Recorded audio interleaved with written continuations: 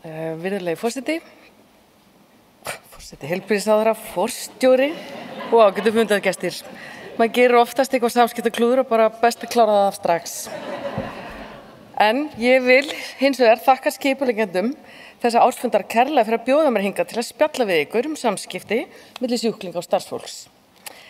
Samskipti og krafturinn sem í þeim eru fólgin hafa verið mér afar hugleikin allan minn náms- og starfsferil og hef ég varið og enn töluverðum tíma í að pæla í samskiptum, tala samskipti, kenna samskipti og veita þjálfun í gæðasamskiptum.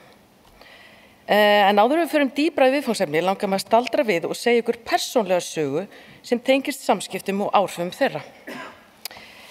Hver kannast ekki við að hafa fengið þessa spurningu þegar hann var barn? Hvað ætlar þú að verða þegar þú verður stór?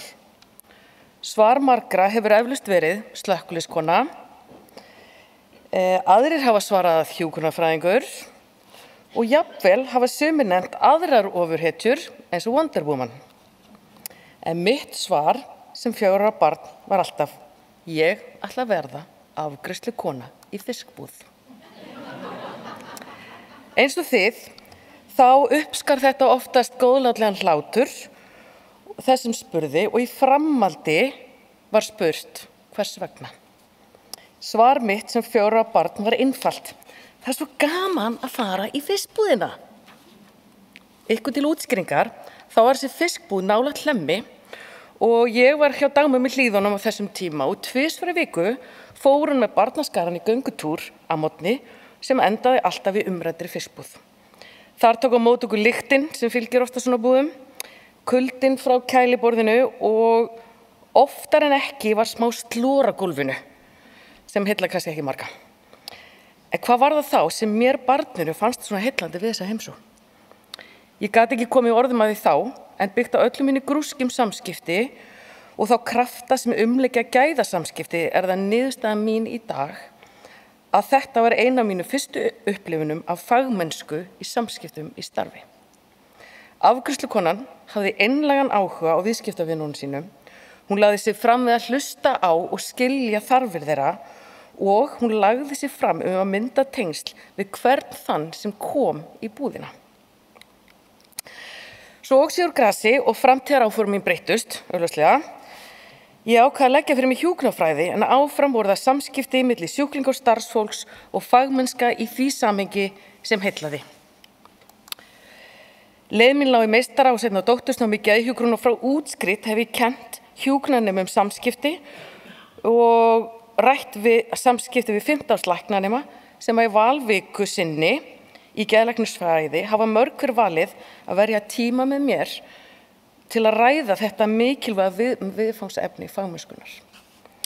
Mér hefur lært á þessum tíma að það er ákveðin tilhneiging í menningu heilbrigðisstétta að skipta viðfangsefni starfsins upp í klínísk eða vísindalega viðfangsefni annars vegar og samskipti eða mannlegu víddina hins vegar.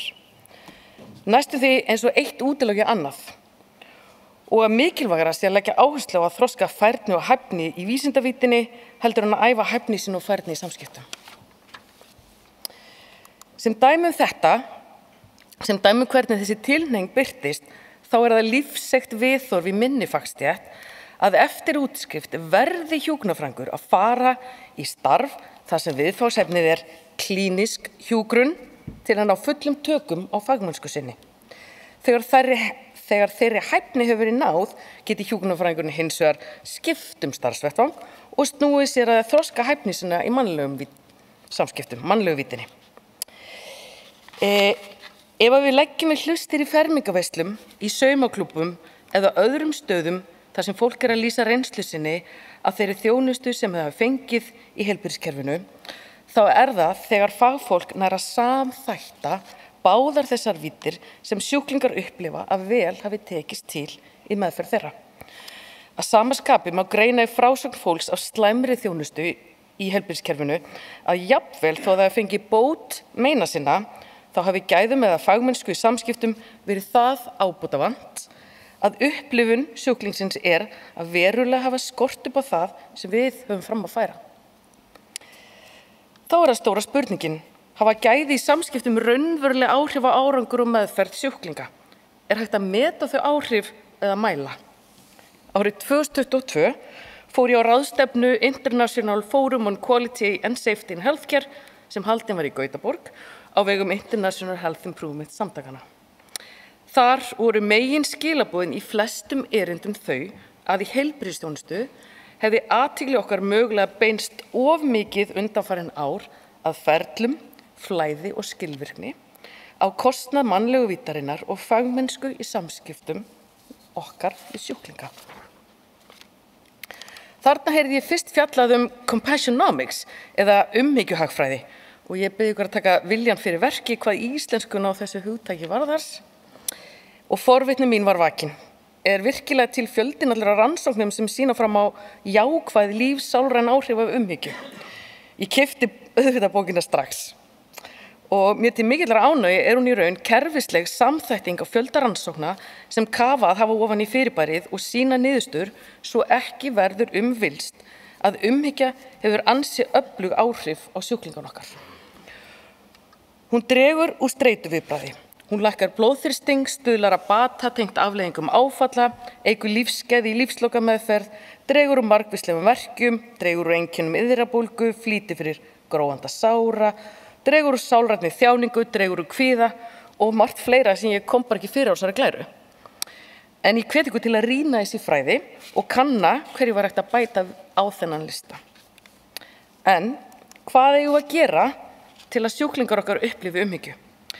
Sýni ég umhyggju með því að færa einhverjum að auka kotta eða rista brauð með osti að hætti Landspítala eða horfi í augun á viðkomandi eða faðma eða beita virkri hlustun eða spyrja opinna spurninga eða spegla eða sitja með viðkomandi í þögn eða hugga og svo framvegis. Líklega svarið ekki einfalt. Mín reynsla að allt þetta og meira til getur haft þau áhrif að sjúklingar upplifa umhyggju frá okkur heilbrigðisstarfsfólki. Með yrtri og óyrtri tjáningu, hegðun, fasi og látbragði sýnum við heilbrigðisstarfsfólk sjúklingum góðvild, einlægan áhuga og leggjum okkur fram við að setja okkur í þeirra spor og ná tengslum við mennsku þeirra.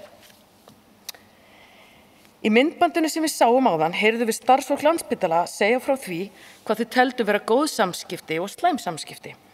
Við heyrðum hugtök eins og kurteisi, virðing, sveigjanleiki, húmor, gleði og léttleiki sem birtingarmynd góðra samskipta. Og við heyrðum líka að mögulega erum við ekki alltaf besta samskiptaútgáfan af sjálfum okkur. En fáir myndu gangast í því að vera ekki góðir í samskiptum. Að ná færni og hæfni í samskiptum ekki eins og að læra að hjóla. Þegar við lærum að hjóla, þá það í upphafi mislangt æfingatímabil þar sem við erum að ná tökum á flókinni samhæfingu, oft með stuðningi, en einn daginn þessari hæfni náð og við þurfum aldrei að spá meira í þetta. Við bara setjumst á hjólið og tökum þátt í hjóla í vinnuna átakinu, sem nú í gangi, by the way. Öðru máli gegnum með samskiptahæfni okkar. Ég ímynda mér að það þroskaferðalag megi frekar líkja við að ferli sem listmálarar fara í gegnum og við njótum svo góðs af. Reynda með þeim fyrirvara að ég hef ekki lært neitt í því fæi. Ég get mér þess til að í upphafi þjálfunar í listaskóla sé lögð áhersla á að læra á liti og pensla, form og stíla og síðan taki við fjölmargar tilraunir til að mastera nauðsynlegan grunn til að byggja á til framtíðar. Að því loknu síðan viðfangsefni listmálarans út lífið að fínpússa og fínstilla hæfni sína til að tjá sig í gegnum verkin sín. Að mínu mati þjálfun okkar í samskiptum aldrei lokið. Það okkar ábyrgð sem störfum í heilbrigðisþjónustu að markvisst, meðvitað og af einlægum ásetningi æfa þessa færni út lífið. Því vísindin sýna okkur að gæði í samskiptum skapa mikið virði fyrir alla þá sem við sinnum. Æfingatækifærin alls staðar í kringum okkur. Enginn dagur í vinnunni án samskiptatækifæra í sjúklinga. Og eins og Sigurveig bent okkur á í myndbandinu áðan, eru sjúklingar í raun afar góðir eftirlitsaðilar hvað varðar gæði í samskiptum. Æskilegt að heilbrigðisstarfsfólk nýti sér þessa auðlind og biðji reglulega um endurgjöf frá sínum sjúklingum og fái þannig hugmyndir hvað þeir gera vel og hvað var hægt að fínpússa betur í sínu samskiptastíl. Því mætti segja að þjálfun í samskiptum sé vegferð, ekki áfangastaður. Takk.